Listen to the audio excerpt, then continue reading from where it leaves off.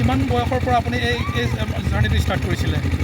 Martial আৰ্টৰ journey মই karate কৰিছিলোঁ when I was of actually মোৰ পাপাই কোচ হয় চ' বেচিকলি মই যেতিয়া জন্মৰ পৰাই ব্ৰেইন was decided কি মই কাৰাটে কৰিব আছে মানে চ' that's what আৰু I'm so sorry মই এছামিছত ইমান ফ্লুৱেণ্টলি নহয় বাৰু বাট মই ট্ৰাই কৰি আছোঁ এছামিছতে ক'ব কাৰণে চিন্স মই অসমীয়া আছাম ৰিপ্ৰেজেণ্ট কৰি আছোঁ তেতিয়া।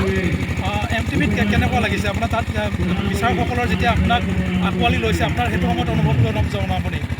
চিলেকশ্যনটো হৈ গৈছে বাৰু বাট এতিয়া আগত কি হ'ব সেইটো মই একদম ডিছক্ল'জ একদমেই কৰিব নোৱাৰোঁ বাট অডিশ্যন হ'ল লাষ্ট ইয়েৰ অক্টোবৰত ত' তেতিয়া গৈছোঁ বাৰু তেতিয়া মোৰ বাৰ্থডেও আছিল ত' ভগৱানৰ পৰা মই খালি এইটোৱে প্ৰাৰ্থনা কৰি আছোঁ যে ভগৱান এবাৰ বাৰ্থডে উইচটো মোৰ এইটোৱে হয় কি মোৰ চিলেকশ্যন হৈ যায় আৰু থেংক গড মানে গ্ৰেচফুলি মানে হৈও গ'ল বাৰু। কাৰ্বি আংলঙৰ পৰা প্ৰথমবাৰ MTVত যাবলৈ আপুনি সক্ষম হৈছে আপুনি আৰু নৱপ্ৰজন্মক আপুনি কেনেকৈ আহ্বান জনাব যে MTVত যাবৰ বাবে?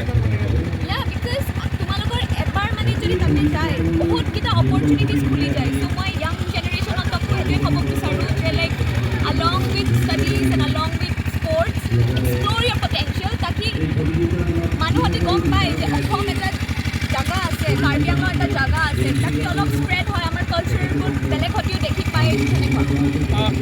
কাৰ্বি আংলঙত আজি আপুনি বোকাজানত উপস্থিত হৈছেহি এই কেৰাটে বিষয়ে কি ক'ব? কাৰাটে মোৰ কেৰিয়াৰ যদি মই কাৰাটে নাজানিলোহেঁতেন তাতে মোৰ ৰিপ্ৰেজেণ্টেশ্যনটো ইমান ভাল নহ'লেহেঁতেন মানুহহঁতে ইমান মোক মৰমে নিদিলেহেঁতেন চ' কাৰাটে সেইটোৰ কাৰণে মই তাতে গৈছোঁ সেইটোৰ কাৰণে মই ছিলেক্টো হ'লোঁ তাৰ লগতে মোৰ এড হৈছে বাৰু but karate is the basic. Dancing karate উপৰিও আপোনাৰ বেলেগ হবি কিবা আছে নেকি? আই লাভ পয়েট্ৰি মই লিটাৰেচাৰ ষ্টুডেণ্ট হয় যেতিয়া মই পয়েট্ৰি অলপ ভাল পাওঁ এণ্ড সেইটোৱে আৰু। আপোনাক এই জাৰ্নিটোত সকলোতকৈ বেছি ছাপৰ্ট কোনে কৰি আছিলে?